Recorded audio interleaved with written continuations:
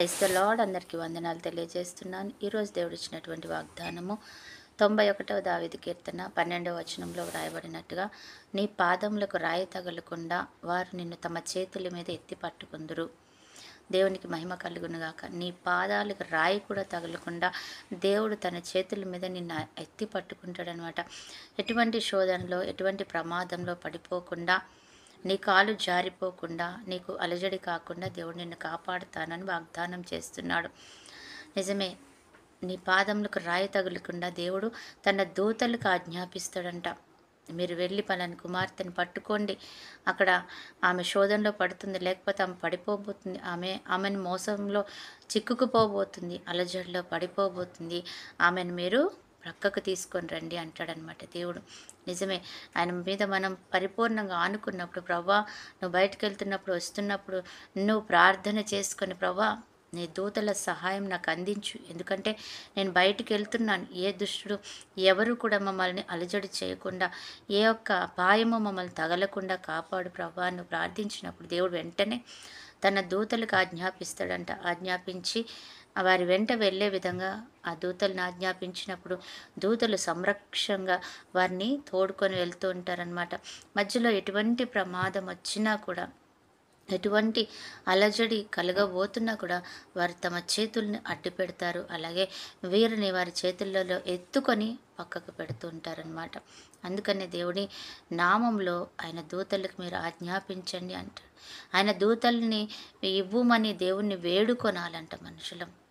నిజమే, దేవాది దేవుణ్ణి మనం వేడుకోవాలి, ప్రభా నీ దూతలు నాతో పంపించు, నాకు సహాయకారిగా పంపించు అని.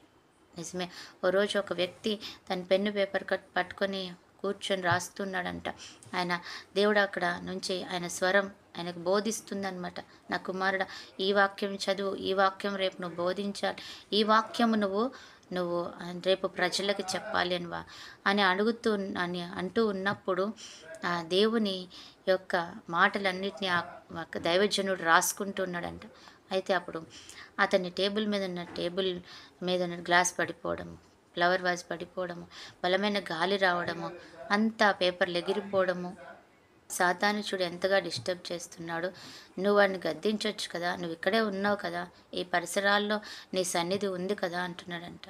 అయితే దేవుడు అన్నాడంట, నేను కాదు, నీకు అధికారం ఉంది, నువ్వు గద్దించు అన్నాడంట. అప్పుడు ఆ దైవజనుడు, యేసు నామములో ఇక్కడ పని చేస్తున్న ప్రతి సాతాన్ని బంధిస్తున్నాను అని చెప్పినప్పుడు అక్కడ ఉన్నటువంటి ప్రతి పరిసరాలలోనూ సమాధానం అన్నది ఏర్పడిందంట. ఆ యొక్క అలజళ్ళు, ఆ గాలి, లేకపోతే పడిపోవడం, ఆ డిస్టర్బెన్స్ అంతా కూడా పోయిందంట. అప్పుడు ప్రశాంతంగా ఆయన దేవుని వాక్యాన్ని రాసుకుంటున్నాడు. దేవుని ఆయనకి బయలుపరుస్తున్నాడు అనమాట. ఈరోజు దేవుడు మనతో కూడా అంటున్నాడు, నువ్వు కూడా ఆజ్ఞాపించు, నీకు ఏ అవసరం ఉందో దేవుని తన దూతలను పంపిస్తాడు, నువ్వు ఆజ్ఞాపించు, అక్కడ మేలు జరుగుతుంది అంటున్నాడు అనమాట. మరి అటువంటి కృప దేవుడు మనకందరికీ ఇచ్చునుగాక. ఆమేన్. ప్రార్థన. పరిశుద్ధుడు అయిన దేవా, ప్రేమ కలిగిన తండ్రి, యేసయ్యా నీకు వందనాలు చెల్లించుకుంటూ ఈ సమయాన్ని బట్టి నీకు కృతజ్ఞతలు చెల్లిస్తున్నాం తండ్రి. నువ్వు మాట్లాడినావు తండ్రి ప్రభా, నువ్వు జ్ఞాపకం చేసుకుంటున్నావు తండ్రి ప్రవేశి.